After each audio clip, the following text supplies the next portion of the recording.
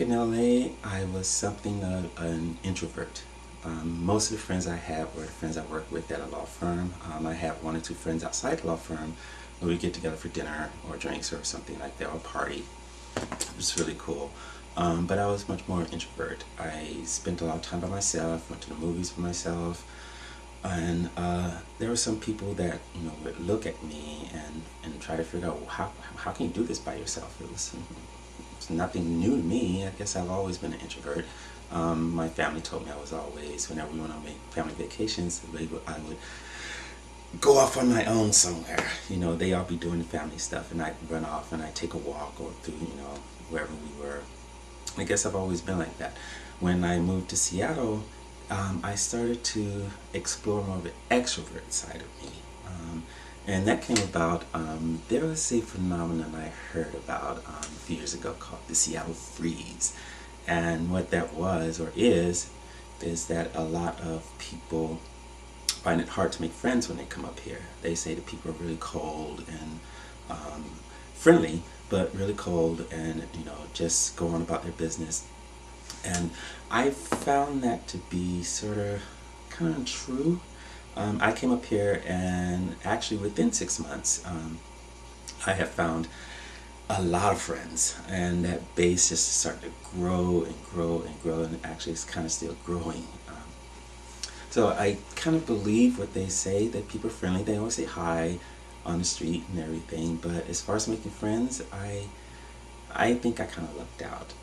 There was table for a crowd at the pub. There was the pub personnel, of course, and just through the years, various people, people I worked with, people I met through work, or met friends of friends, went to a party, met some friends, and it just started to blow up there. I mean, I don't think I've ever known so many people in one place at one time in my entire life, and it's kind of thrilling.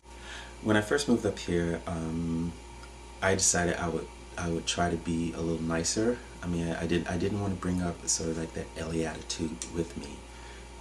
So I decided to, I should try being nice to people. I mean, people were smiling at me on the street.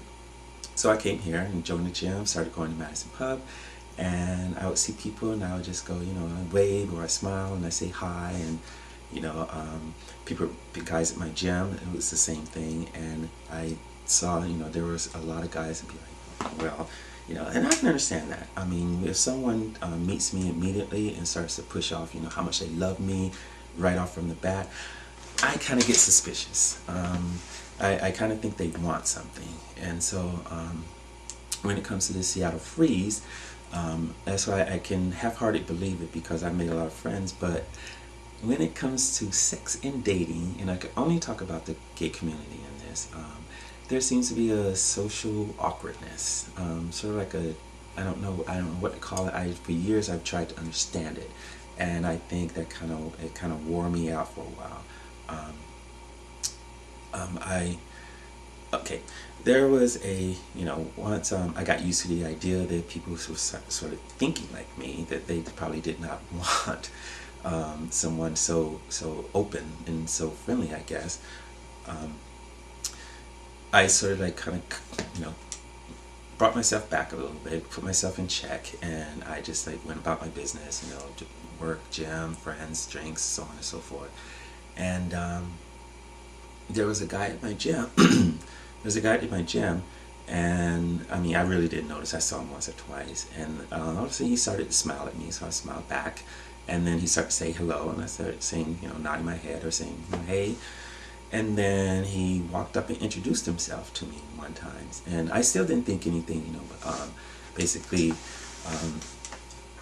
as I didn't think he would want to date me or want to have sex with me. I just thought he was being really, really nice. So a few months later, I hadn't been going to the gym for about 60 days, and I went to the gym and I saw him there, and I walked up to say hi, and I mean, it was like, wow. I could feel the ice cubes just coming off his shoulder. And that story is not so unusual. It seems that the guys up here, they try their best to get your attention, but once you give it to them, then it's just like flip thing that goes on. They just like, oh, well, they try to push you off or shove you away. And like I said, that story is not unusual. It's just, it's happened over and over and over and over again. And then I started to think, well, maybe it was my problem. But then again, I've heard from a lot of other people. I mean, I would overhear people talking in the bars. I will overhear some people on the bus. Some of my friends have mentioned it. So there seems to be some sort of like, I don't know, do they pull you guys aside and just tell you what to do when you move up here? Because if they did, I missed that meeting. And I guess most people think because I'm an intimate person. I like to hold, I like to kiss, you know, I like this, you know, the body exploration thing. And I guess a lot of people sort of like interpret that as me being desperate for a boyfriend. Not so. I want to fuck.